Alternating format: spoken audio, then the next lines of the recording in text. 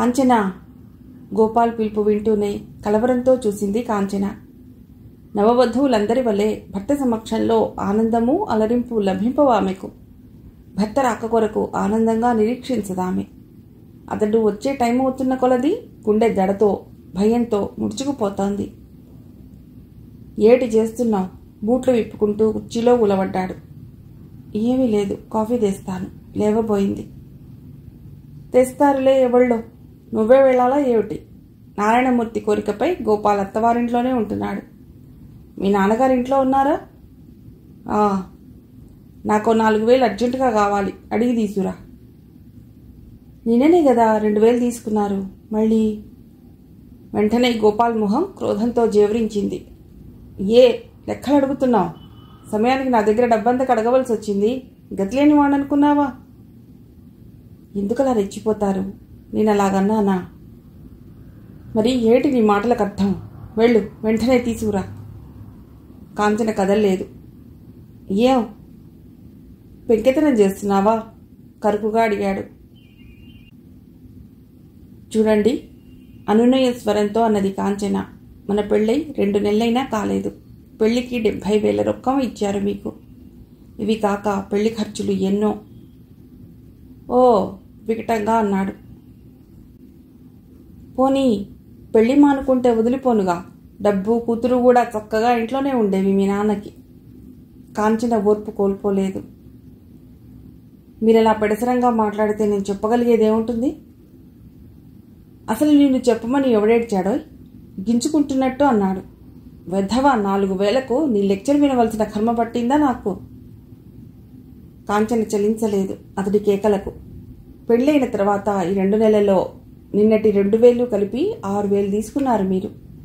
రోజు 1,000 కావాలంటే ఎక్కడి నుండి తేగలరు? ఎంత నాన్నైతే మాత్రం నేను ఏ మొహం పెట్టు కడగలను? ఏమీ దానంగా అడగటం లేదు నేను. మళ్ళీ మొగాన పారేస్తానులే. ఎందుకలా మాట మీరుతారు? నేను అడగలేను రోజు, ఖచ్చితంగా చెప్పేసింది కాంచన.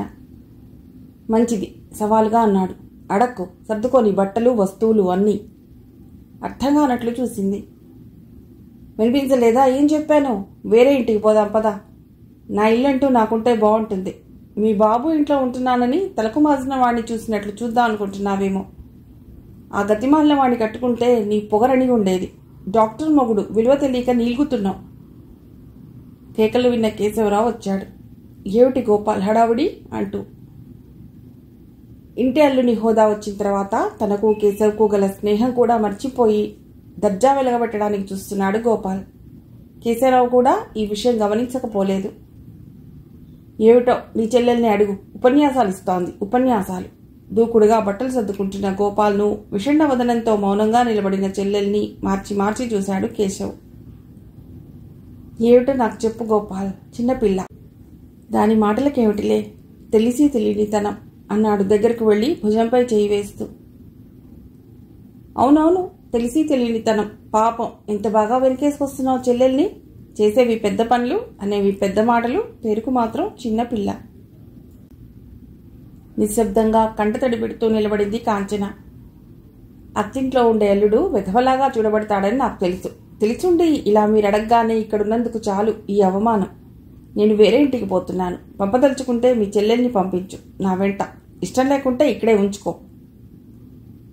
చాలే కబుర్లు, ఎక్కడికి పెడతావు వేరే? చనువుగా అతడి చేతిలో పెట్టి లాక్కున్నాడు కేశవ్. ఏమిటో అసలు సంగతి నాకు చెప్పు. గోపాల్కు కావాల్సింది కూడా అదే. వేరే ఇల్లు బాధ్యతలు అనేవి అతడికి అసలు పడవు. ఏదో నామకార్థం ఓ భార్య, అందమైన భార్య ఉన్నది. పైపై జల్సాలకు అడిగినంతా ఇచ్చే బంగారు బాతు లాంటి మామగారున్నారు. ఆ నీడన ఎన్ని ఆటలైనా ఆడవచ్చు. కానీ భార్యను, సంసార భారాన్ని, ధర్మాలను నెత్తికెక్కుకొని భరించగల ఓర్మి, శక్తి కూడా లేవు అతడికి. నీ మాట తోసివేయలేక అనుకుంటున్నాను కేశవ్ అని అయిష్టంగా కూర్చున్నట్లు కూర్చున్నాడు గోపాల్.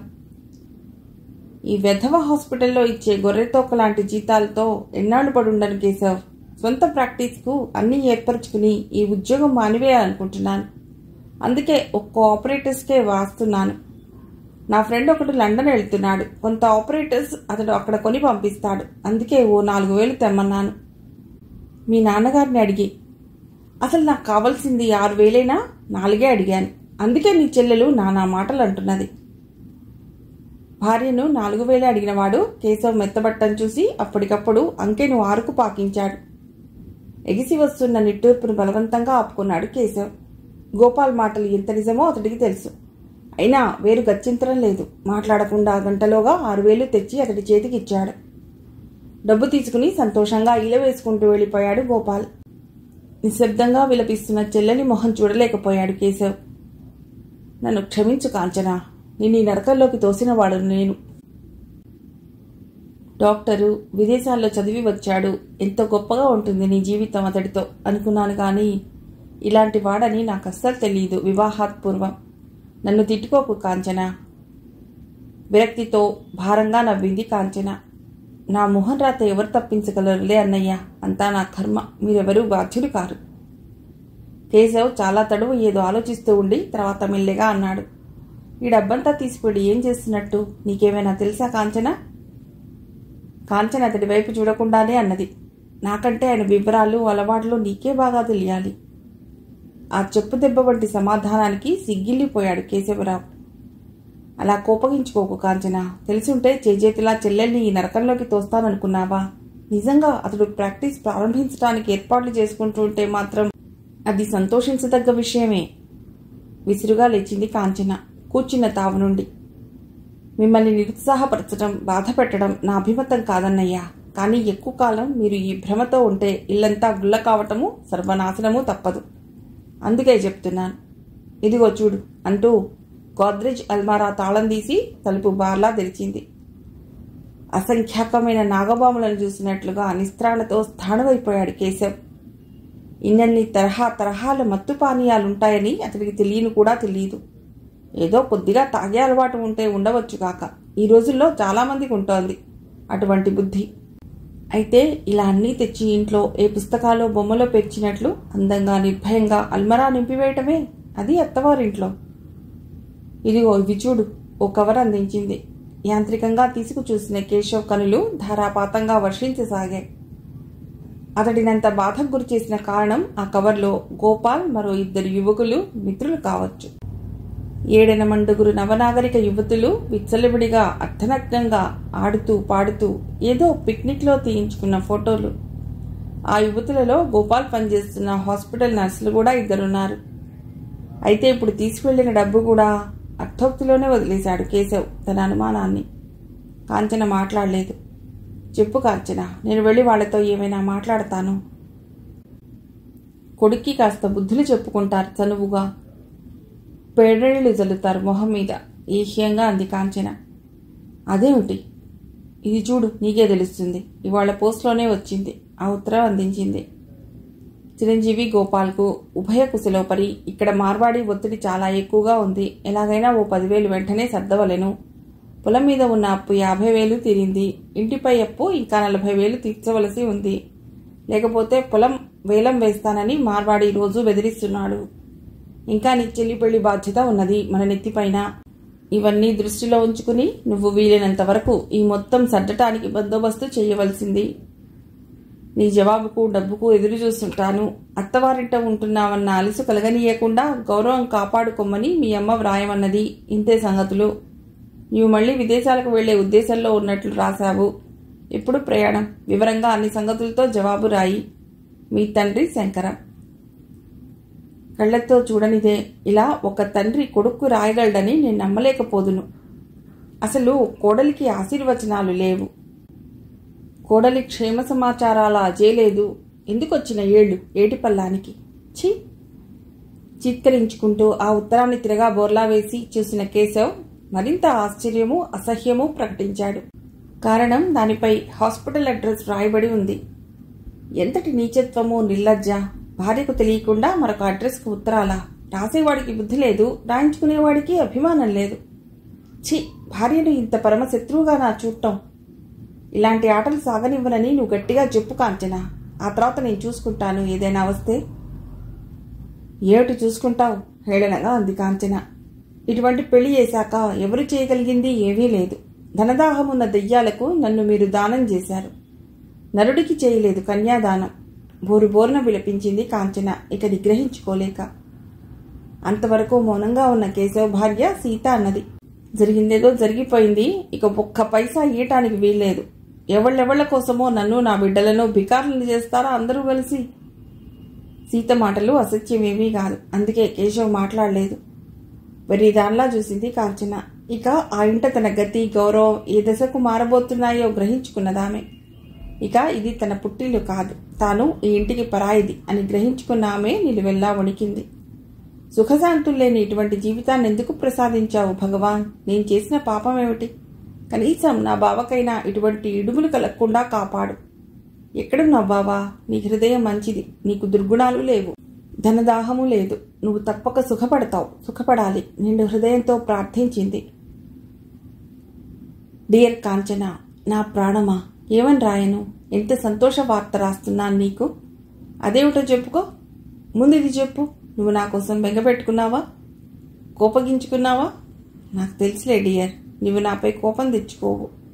ఎవరెంత ఆగ్రహించినా రోజు దైవానికి మొక్కుతున్నావు గదు. బావ త్వరగా రావాలి, బావకు ఉద్యోగం దొరకాలి, ఆ తర్వాత నేను బావ పెళ్లి చేసుకుని హాయిగా నందనవన సీమలలో అని వచ్చేసింది డార్లింగ్. ఆ రోజు దగ్గరకు వచ్చేసింది. నా నిరీక్షణ ఫలించింది. నీ ప్రార్థన దైవం విన్నాడు. అవును, వివరాలు సమక్షంలో చెప్తాను. అందరికీ చాటి చెప్పు, మా బావ పెద్ద ఉద్యోగస్తుడై వచ్చేస్తున్నాడని. అప్పుడిక ఎవ్వళ్లకు నోరెత్తే అవకాశమే ఉండదు. సెలవు దొరకగానే వచ్చి వాళ్తాను. ఈలోగా అమ్మాయి కలలు కంటూ ఉండు, నీ ప్రాణం. రాసిన ఉత్తరాన్ని మరలా మరలా చదివి చూసుకుంటూ ఆనందలోకాల్లో విహరిస్తున్న మాధవ్కు తలుపుపై టకటకా వినరాగానే ఎంతైనా చికాకు వచ్చింది. ఇంత పొద్దున్నే ఎవరో. ఎస్, అయిష్టంగానే అన్నాడు. బట్టలు తెచ్చేశాను బాబయ్య అంటూ చాకలి ప్రవేశించాడు. అక్కడ పెట్టి వెళ్ళు. చిత్తం. ఇదిగో చూడు, ఈ లెటర్ పోస్ట్ చేయి. అలాగే బాబు. ఉత్తరం వెళ్ళిపోయింది. ఆ రోజు సంక్రాంతి, ఫ్యాక్టరీకి సెలవు. అందువల్లనే బద్ధకంగా అటు ఇటు దొర్లుతూ ఆ ఉత్తరం అందుకు చదివి కాంచన ఎటువంటి చిత్ర విచిత్రానుభూతులు పొందుతుందో ఊహించుకుంటూ చాలా తడువు గడిపివేశాడు. ఏం చేస్తున్నారు? ఎంతో స్నేహం ఉన్న దాని వల్ల అడుగుతూ రత్న వచ్చి తనంత తానే ఒక కుర్చీలో తీరిగ్గా ఆసీనురాలైంది. ఇక లేవలేక తప్పలేదు మాధవ్కు. అది చాలా కంగారుగా, సాధారణంగా అతడు రత్నను, అనసూయమ్మను తప్పుకు పారిపోతుంటాడు. కారణం, రత్న విసిగించదు కానీ ఇబ్బందికరంగా ప్రవర్తిస్తుంది. 18 ఏళ్లున్న 3 ఏళ్ల దానికంటే హీనంగా, వెకిలిగా ప్రవర్తిస్తుంది. ఇక అనసూయమ్మ వడగాల్పులాగా భయపెడుతుంది, వడవడా వాగుతూ. కానీ ఇప్పుడు రత్న తనంత తానుగా నేరుగా లోపలికే వచ్చేసింది. ఇక పారిపోయే దారి కనిపించలేదు మాధవ్కు. నడవండి, అలా వరండాలో కూర్చుందాం అన్నాడు. ఎందుకు? ఇది మా ఇల్లే, నా ఇష్టం వచ్చిన చోట కూర్చుంటాను. ఓ అవునవును. అన్నట్లు మీరు మా ఇంట్లోనే ఉండిపోతారా? ఇక మాట్లాడలేదు మాధవ్. తెలీదా? అదోలా చూసింది. నాకు ఏమీ తెలియదటలేండి, అందరూ అంటారు. మాటలు ముగియకుండానే ఆమె దృష్టిని ఏదో ఆకర్షించింది. ఎంత బాగున్నారో వీళ్ళు అంటూ అంతకుముందే చాకలి అక్కడుంచిన బట్టలకు చుట్టిన పాత వార్తాపత్రికను తీసి చూడసాగింది. ఆమె ఆ పత్రికనలా లాగటంలో కింద పడిపోయిన తన బట్టలను తీసి సర్దుకోసాగాడు మాధవ్. చూడండి వీళ్ళెంత బాగున్నారో. ఆ పేపర్ను మాధవ్ కళ్లకు దగ్గరగా పెట్టింది తెచ్చి. నా పెళ్ళైతే కూడా ఇలాగే ఫోటోలు పేపర్లో వేస్తానని మా నాన్నగారు అన్నారు. అప్రయత్నంగా ఆ ఫోటోలు చూసిన మాధవ్ కళ్ళు తిరిగిపోయాయి. భూమ్యాకాశాలు బద్దలవుతున్నట్లుగా, ప్రళయ వీచికలు చెలరేగినట్లుగా, భయ బాధ విహ్వలుడై మతి చాంచల్యం కలిగిన వాడిలా అలా కళ్ళు నిలబెట్టి చూస్తుండిపోయాడు. కాకూడదు, అలా కాకూడదు అనుకుంటూ సకల దైవాలను ప్రార్థిస్తూ రత్న చేతిలోని పేపర్ కింద వివరాలు చూడబోయాడు. అయితే దయామయుడనబడే దైవం ఒక్కొక్కప్పుడు ఎంత నిర్దయుడుగా ప్రవర్తించి నిర్లజ్జగా అపహసిస్తాడు. చిరంజీవి సౌభాగ్యవతి కాంచనను చిరంజీవి గోపాల్ MBBSకు 3 నెలల నాటి పేపర్ అది. భగవాన్, ఎంత ఘోరం జరిగిపోయింది. ఎంత నిర్దయగా ఆడుకుంటున్నావు నా జీవితంతో. నా కాంచన, నా ప్రాణం, నా దేవతకు పెళ్ళైపోయిందా? ఇక నాకు కాంచన పరాయిదైపోయిందా? ఇక ఎవరి కోసం ఈ తాపత్రయం? ఇక ఎందుకు ఈ బతుకు? నాదెంత మొండి ప్రాణం. నా కాంచనకు మరొకరితో వివాహమైపోయిందని తెలిసి ఇంకా ఈ బొందిలో ప్రాణం ఎలా నిలబడి ఉంది? అవధులను మించిన దుఃఖావేశంతో అనిర్వచనీయమైన అచేతనావస్థలో శిలా సదృశుడై కాలగమనాన్నే గమనించకుండా వెరిచూపులు చూస్తున్న మాధవ్ అనసూయమ్మ సుడిగాలిలా ప్రవేశించడం కూడా గమనించలేదు. కానీ కొంతసేపటికి కరకరలాడుతున్న ఆమె కంఠధ్వని అతడిని ఈ ప్రపంచంలోకి దింపి తెచ్చింది. తరగనాస్తి ఉందని ప్రతి తిలకమాసిన తద్దినాన్ని తెచ్చి నెత్తికెక్కించుకుంటే ఏమవుతుంది? ఇవాళ ఇదైంది, రేపు ఇంకొకటి అవుతుంది. అవ్వా అవ్వా నోరు నొక్కుంటూ నోరు పారేసుకుంటున్న కారణమేమిటో తెలియక భయపడుతూ గది 4 వైపులకు దృష్టి సారించాడు మాధవ్. మంచంపై కులాసాగా హాయిగా పడుకుని ఏదో బొమ్మల పుస్తకం చూసుకుంటోంది రత్న. లే రత్న, రా బయటికి. రత్నను రెక్కబట్టి ఈడుస్తోంది అనసూయ. అయినా రత్నలో చలనం లేదు. అబ్బా నువ్వు తర్వాత వస్తాను. ఈ బొమ్మల పుస్తకం చాలా బాగుంది. పుస్తకంలో తల్లీనమైపోయిన రత్న ఆమె వైపైనా చూడకుండా విసుక్కుంటూ జవాబిచ్చింది. చిచ్చి, సిగ్గు సరలేదు. ఎందుకొచ్చిన వీళ్ళు? అదంటే వెర్రిది. ఏం తెలీదు. లక్షణమైన వాడివి, నీకేం దుర్బుద్ధిది? వయసొచ్చిన పిల్లని గదిలో పెట్టుకుని గుడ్లప్పగించి చూస్తున్నావా? తిన్నింటికే వాసాలు లెక్కబెట్టే రకాలన్నీ కొంప మీదకొచ్చి పడ్డాయి. అప్పటికి పరిస్థితి ఏమిటో గ్రహించిన మాధవ్ నిలువునా నీరుగారిపోయి ఏమీ మాట్లాడలేక ఏదో మాట్లాడబోయి మరలా నేలచూపులు చూస్తూ ఊరుకున్నాడు. కాంచన పెళ్లి ఫోటో చూసినందున అతడి అంతరంగంలో రేగిన అగ్నిజ్వాలలకు ఈమె తూష్ణీభావం మరింత గొడ్డలి పెట్టయింది. అసలు తప్పు జనార్దన్ రావుది. అడ్డమైన వాళ్ళని ఇంట తెచ్చి మేట్లు వేసి మేపటం. అనసూయ ఎప్పుడొచ్చాడో జనార్దన్ రావు హుంకరింపుకు భవనమే దద్దరిల్లింది. అది కాదన్నయ్యా. అనసూయ సగం చచ్చి ఏదో చెప్పబోయింది, కానీ అతడు వినలేదు. తర్జని చూపుతూ బయటకు పొమ్మన్నట్లు సంజ్ఞ చేశాడు.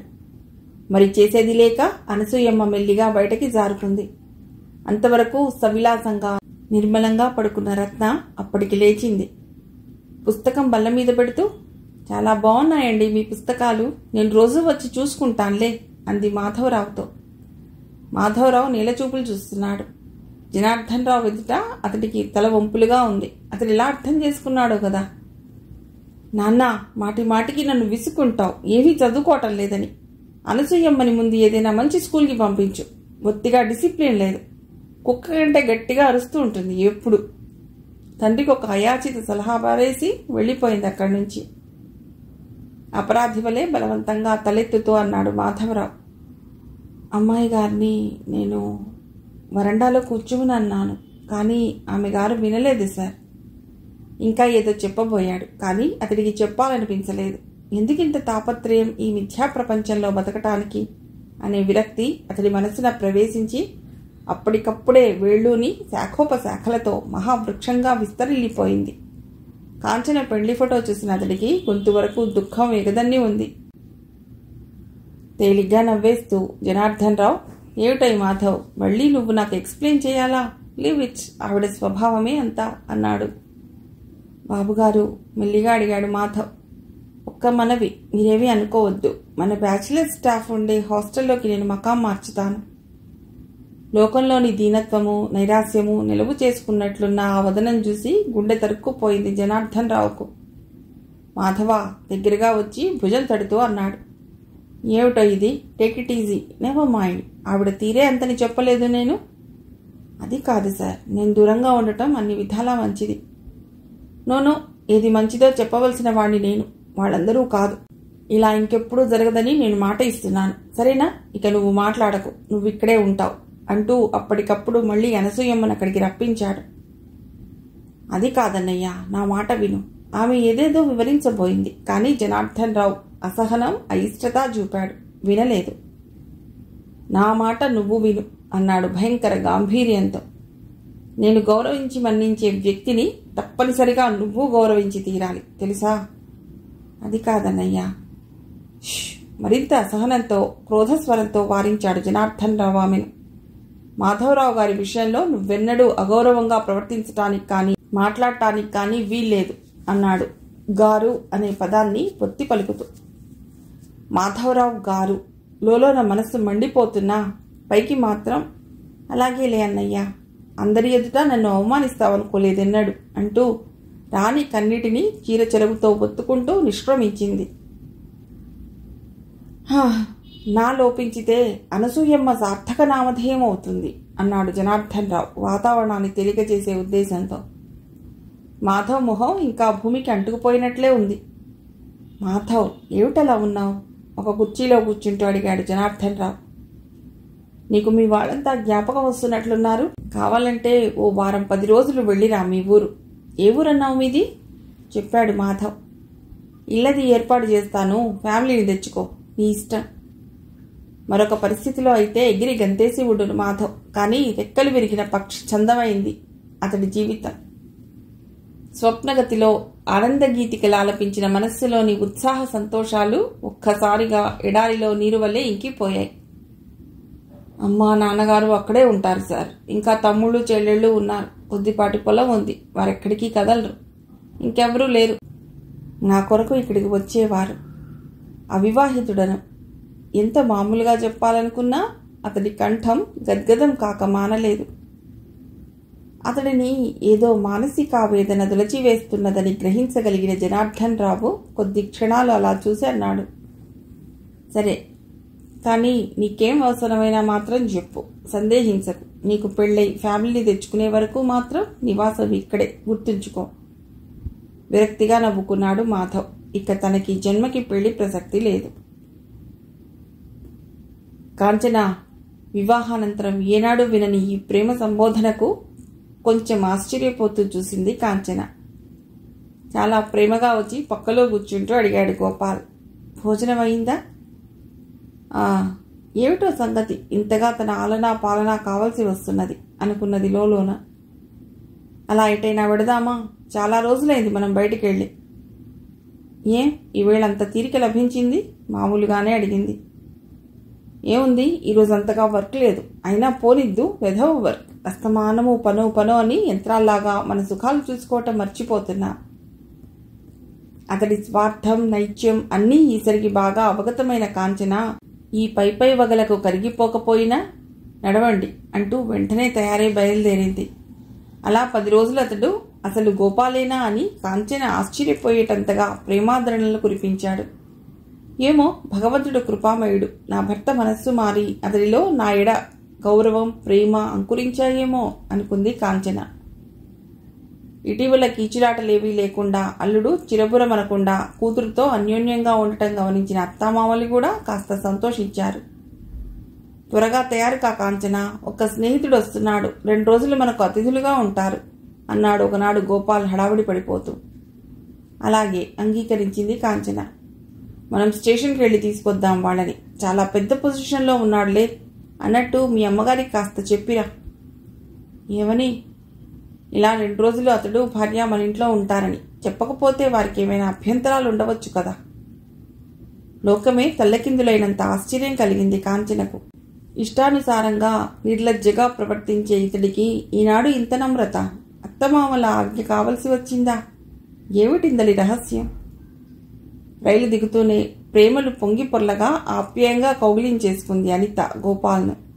ఆమె భర్త వినోద్ సామాన్లు దింపిన తర్వాత మెల్లిగా వచ్చి చేయి కలిపాడు గోపాల్తో. హలో అనుకున్నారిద్దరు, ఒకరి కన్నుల్లోకి ఒకరు చూసుకుంటూ. గోపాల్ తనతో వర్ణించి చెప్పిన స్నేహమేమీ వినోద్తో కలిగి ఉన్నట్లుగా అనిపించలేదు కాంచనకు. మీదు మిక్కిలి అతడి భార్య వచ్చి పరపురుషుడైన గోపాల్తో పట్టపగలు అంతమంది జనాభాలో అలా మీదపడి విపరీతంగా ప్రవర్తించడంతో కాంచన కొయ్యబారినట్లే అయిపోయింది.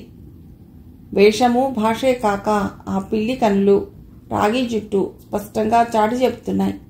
అనిత విదేశీయురాలని, హైందవి ఎంతమాత్రమూ కాదని. ఏమిటేమిటో బడా వాగేసింది అనిత గోపాల్తో. అంతగా ఆంగ్ల భాషా పరిజ్ఞానం లేని కాంచనకు అదేమీ అర్థం కాకపోయినా అది స్నేహ సంబంధీకమైన పరిభాషగా మాత్రం అనిపించలేదు. అసలు ఆ ముగ్గురు స్నేహితులుగానూ కనపడటం లేదు కాంచనకు. కాంచన ఉనికిని వారంతా విస్మరించినట్లుగా కూడా అనిపించింది ఆమెకు. చాలాసేపటికి కాంచన, ఏమిటంత పరధ్యానం అని గోపాల్ తన భుజం తడుతుంటే జాగ్రత్తావస్థకు వచ్చిన కాంచన ఏమిటి అన్నది నీరసంగా. ఏమిటలాగున్నావు? చాలా కాలానికి కలుసుకున్నాం కదూ అంచేత మాటల్లో పడి ఏమిటో నేను పరిచయం చేయడమే మర్చిపోయాను. విదేశీయులు కదా, అంచేత వాళ్ళ పద్ధతులు నీకు కొత్తగా ఉంటాయి. నేను విదేశాల్లో ఉండి అలవాటు పడిపోయాననుకో. అడగకుండానే సంజాయిషి చెప్పుకుంటూ వెకిలి నవ్వు నవ్వుతున్న భర్తను చూస్తే వెగటుగా చీమలు జర్రులు పాకుతున్నట్లుగా అనిపించింది కాంచనకు. హలో అన్నది తమాషాగా కనుబొమ్మలు ఎగరేస్తూ అనిత. తన పద్ధతిలో ముక్తసరిగా నమస్తే అన్నది కాంచన. మగవాడిపై బడి ఆలింగనం చేసుకోగల ఆమెకు తనతో కరచాలనం చేయడానికి కూడా బాధేనా? వినోద్ మాత్రం విదేశీని వలె లేడు. కాంచన సందేహం గమనించినట్లుగా అన్నాడు గోపాల్. వాళ్ళది లవ్ మ్యారేజ్లే. అతడు భారతీయుడే, పంజాబీవాడు. మొత్తం మీద కాంచనకి ఏమిటో తనకే తెలియని బాధానుమానాలు మనస్సులో రేగి అనిర్వచనీయమైన అశాంతి తినివేయసాగింది. గోపాల్ ప్రవరాఖ్యుడేమీ కాదని, సార్థక నామధేయుడని ఆమె వివాహానంతరం కొద్ది రోజులకే గ్రహించింది. పరాయి వ్యక్తుల పట్ల కూడని ప్రేమ సంబంధాలు కలవాడే నిష్కారణంగా సొంత భార్యను ఇంటిని ద్వేషిస్తూ చిరబురులాడతాడని కూడా ఆమెకు తెలుసు. అయితే అతడు నేడు అనితతో ప్రవర్తించిన నిర్లజ్జాపూర్వకమైన తీరు కళ్ళారా చూసిన ఆమె మనస్సు ఇతడు విదేశాల్లో ఇంత విచ్చలవిడిగానే విహరించి వచ్చిన వీరుడా అని పరిపరి విధాలా చింతించసాగింది. ఇదేమిటి కలగా పులగపు సజ్జు? అదేమిటలా ఆడామగా వివక్షత లేకుండా అతగాడి పైబడి మాట్లాడుతుంది? ఇదెక్కడి దిక్కుమాలిన స్నేహితులే బాబు, కొంప మీదికి కూడా తెచ్చిపెట్టాడు అని విసిక్కుంటున్న తల్లి దశ నిస్సహాయంగా చూడటం మినహా ఏమీ చేయలేకపోయింది కాంచన. అనిత, బాత్రూమ్ అది. అనిత, పడుకుంటావా? అనిత, అన్నం తింటావా అంటూ అనిత కూడా మరీ నౌకర్లా తిరుగుతూ వెకిలిస్తూ, ఇంట్లో మరెవ్వరూ లేరు కదూ పాపం, ఏం కావాలో కనుక్కోవటానికి, ఆవిడకేమో మన భాష రాదాయే అంటూ భార్యతో ఓ వెకిలి నవ్వు నవ్వుతూ ఉన్నాడు గోపాల్. అలాగే మౌనంగా గరళపానం చేస్తున్నది కాంచన. సాయంత్రానికి ఇంటికి వచ్చిన కేశవతో తల్లి అన్నది, నీ బావ ఎవరో తెరదొరసానిని దాని మొగుడిని తీసుకొచ్చాడు చూడు. ఒక్కటే విరగబాటు వికవికలు. నాకేం నచ్చలేదు ఈ వరస. ఏమిటి కాంచన, అమ్మ ఏమిటో అంటోంది? చెల్లెలి గదిలోనికి వెళ్ళి అడిగాడు కేశవ్. ఏమంటోంది? ఏమీ ఎరగనట్లే అడిగింది కాంచన గబగబా కళ్ళు తుడుచుకుని. అది గమనించకపోలేదు కేశవ్. బావ స్నేహితులెవరో వచ్చారా అని అడిగాడు మళ్ళీ. అవును, మేడ మీద గదిలో ఉన్నారు అన్నది ముక్తసరిగా. ఇంగ్లీషు రాని కాంచన వద్దలాగా స్వేచ్ఛగా మాట్లాడటానికి లేక చాలా తూచి మాట్లాడారు గోపాల్, అనిత, వినోద్ కూడా. అనిత మన దేశపు పేరు అన్నాడు కేశవ్ ఆశ్చర్యం ప్రకటిస్తూ. అదే పెళ్లి తర్వాత మనవాడు అలా మార్చాడు. అసలు పేరు ఏని వివరించాడు గోపాల్. ఆమె తండ్రి పంజాబీ అయితే ఆమె లండన్లో స్థిరపడిపోయి అక్కడి స్త్రీనే వివాహం చేసుకున్నాడు. ఈ విధంగా ఆమె హిందువే. మన పద్ధతులవి కొంచెం తెలుసు. ఇప్పుడు మొదటిసారి ఇండియాకు వచ్చింది. ఓహ్, అయితే మీరంతా అక్కడి స్నేహితులు అన్నమాట. వీకెండ్స్లో హిందూ కుటుంబాలందరము ఎక్కడో ఓచోట కలుసుకోవటం, మన పండగలు కలిసి జరుపుకోవటం అలా గడుపుతుండేవాళ్ళం. వినోద్ అవకాశం కోసమే ఎదురు చూస్తున్నట్లుగా. గోపాల్, నీ ఎంత తెలివైన వాడు, ఎందుకు ఈ ఇండియాలో పడి ఉండటం? వచ్చేసేయి మళ్ళీ, హాయిగా ఎంత సుఖం అక్కడి జీవితం అన్నాడు. అవును, నేను అదే ఆలోచిస్తున్నాను. అయితే కాంచనను మామగారిని కూడా సంప్రదించాలిగా. కాంచన ఒక్కతే ఆడపిల్ల కావటంతో వదిలి ఉండలేరు వాళ్ళు.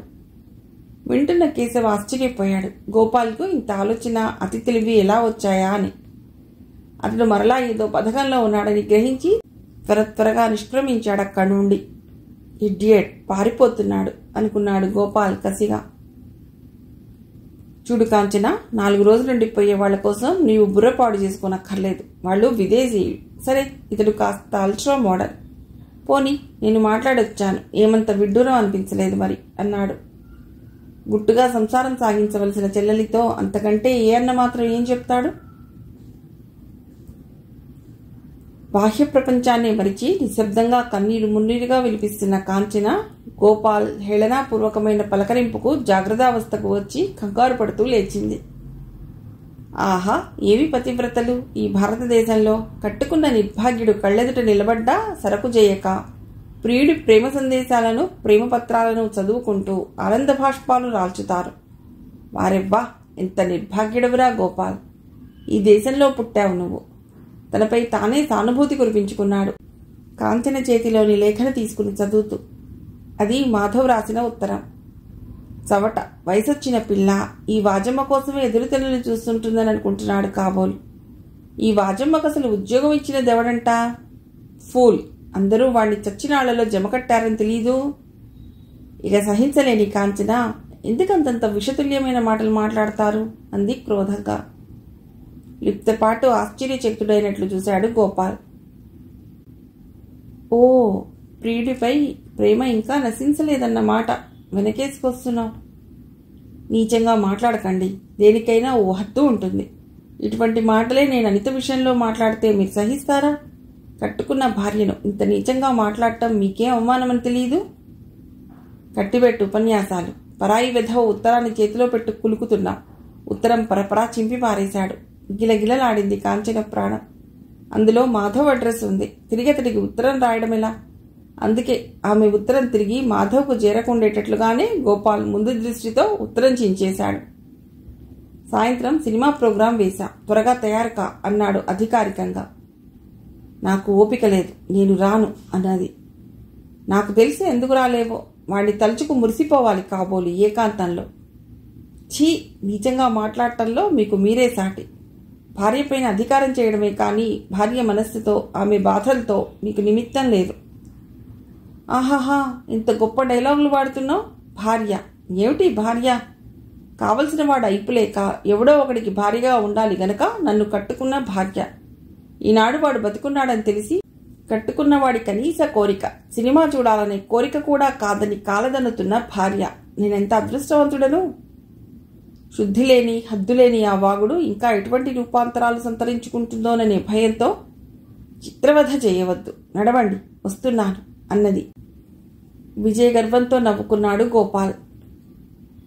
మేడ మీద గదిలో ఉన్న బీరువా నుండి తన నగలు తీసుకోవటానికి వెళ్లిన కాంచన ఒక్కసారి విషజంతువును చూసినట్లుగా మ్రాన్ పడిపోయి తిరిగి తలుపుల దగ్గరగా లాగి వచ్చేసింది. అసహ్యం, క్రోధం, దుఃఖం వెల్లువగా ఉప్పొంగగా ఎవరో తరుముకు వస్తున్నట్లు వేగంగా వచ్చి తన గదిలో పడింది. ఆమెనిలా తరిమివేసిన దృశ్యం. అక్కడ గదిలో వినోద్ అనిత పట్టుచీర అంచులను అందంగా సర్దుతున్నాడు గోపాల్. మన దేశపు చీరలంటే మోజు పడుతోంది అంటూ అంతకు ముందు రోజే బజారు నుండి 300 చేసే పట్టుచీరలు 2 తెచ్చాడు. వాటిలో ఒకటి నేడు ధరింపజేసి అంచులు చెరగులు తీర్చిదిద్దుతున్నాడు. ఆమె తన సంతోషాన్ని, కృతజ్ఞతను విపరీత చేష్టలతో వ్యక్తీకరిస్తోంది.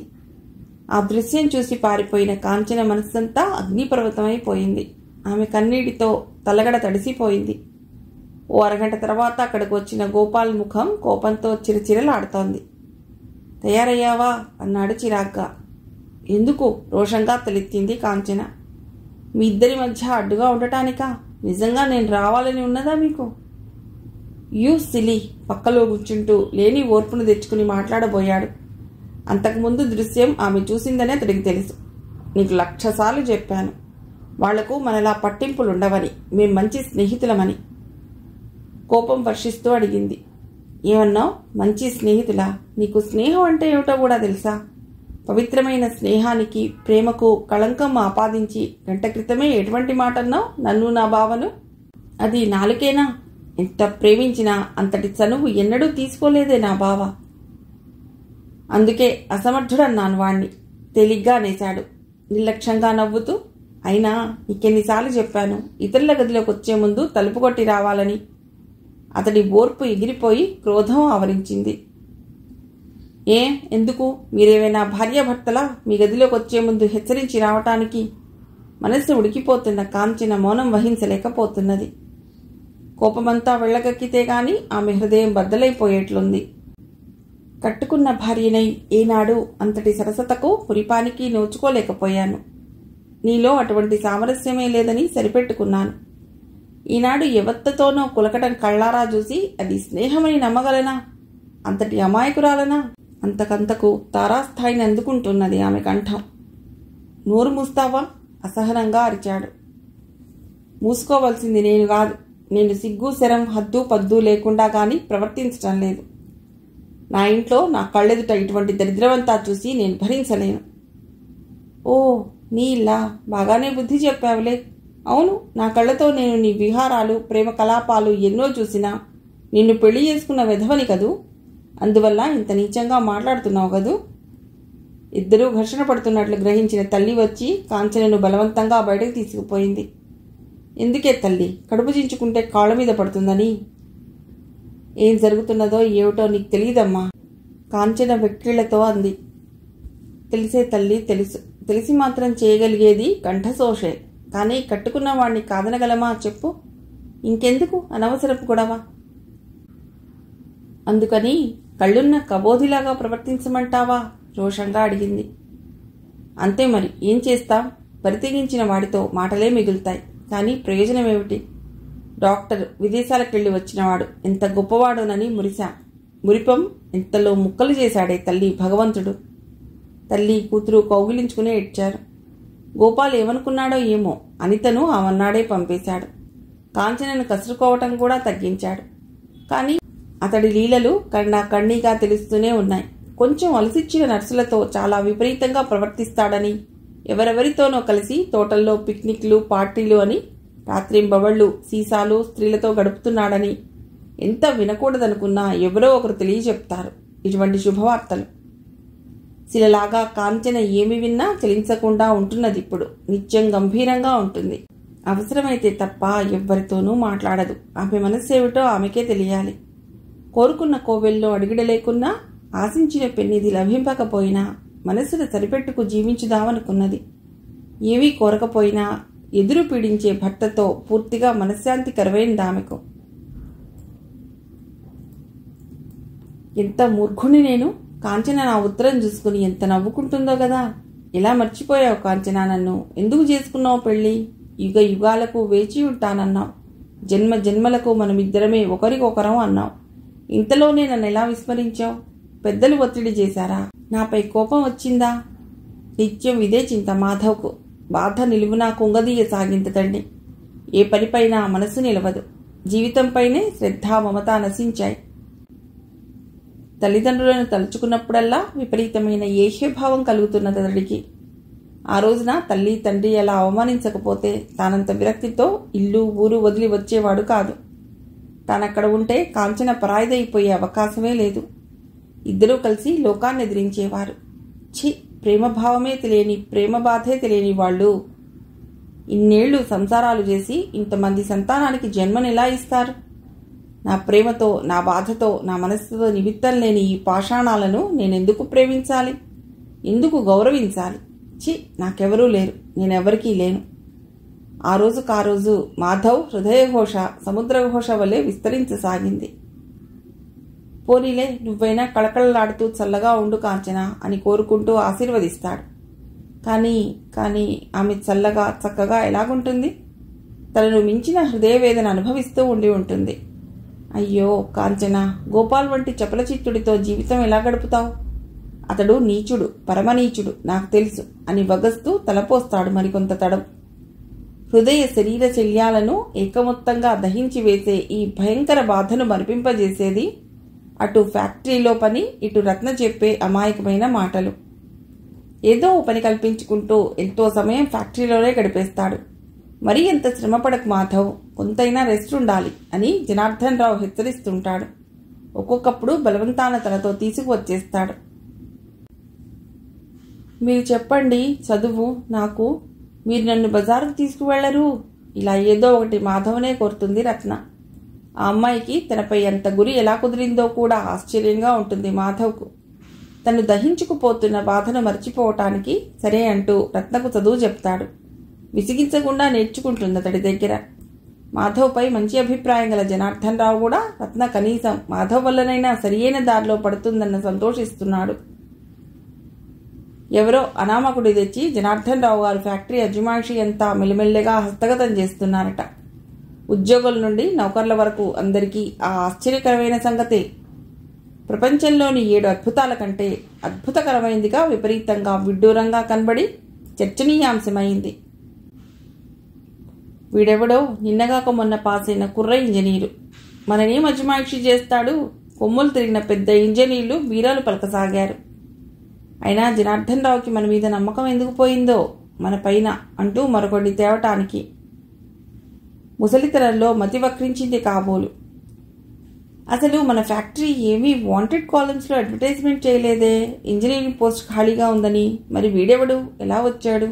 ఏ ఇంటర్వ్యూలు లంచాలు లేనిదే ఉద్యోగం ఏమిటి ఇటువంటి పెద్ద ఫామ్లో? కుర్రవాడు చాకులా ఉన్నాడోయ్, పిచ్చిదాని కోసం ఏమైనా పథకాలు వేస్తున్నాడేమో ముసలాడు.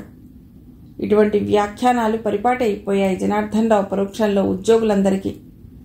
ఒక సీటు ఒక ఉద్యోగం అని లేదు. ఫ్యాక్టరీ అంతా తిరుగుతూ ఎక్కడేం జరుగుతుందో చూస్తూ ఉంటాడు మాధవ్. అతడు వచ్చి తమకు సలహాలు ఇవ్వటం, ఒక్కొక్కప్పుడు తాము చేస్తున్న పని తప్పని నిరూపించడం సీనియర్ ఉద్యోగులు ఎవరికీ ఇష్టంగా ఉండటం లేదు. మాధవ్ వస్తున్నాడంటే అసూయగా ఉడికిపోతూ చూస్తుంటారు అందరూ. మాధవ్ చెప్పింది వేదవాక్యంగా ఉంటోంది జనార్దన్ రావుకు. కార్ల విషయం బాగా తెలిసినవాడు, విపరీతమైన తెలివిగలవాడు అని అతడికి బాగా నమ్మకం ఏర్పడింది. మాధవ్, ఆ రికార్డ్ చేశావా? ఆ అర్జెంట్ ఫైల్స్ చూసావా? ఈ రిపోర్ట్ చూసావా అంటూ జనార్దన్ రావు అడుగడుగున మాధవ్ సలహాను కోరటం అందరికీ విడ్డూరంగానే ఉంది. వాడిలో అంత తెలివి ఈయన ఏమి చూశాడబ్బా? మాధవ మాధవ అంటూ దేవుణ్ణి కొలిచినట్టే కొలుస్తున్నాడు అని చెవులు కొరుక్కునే వారిలో చనువు ఉన్న ఒకరిద్దరూ జనార్దన్ రావునే సూటిగా అడిగేశారు. లోతుగుండెగల జనార్దన్ రావు నుండి ఒక్క చిరునవ్వే సమాధానమైంది.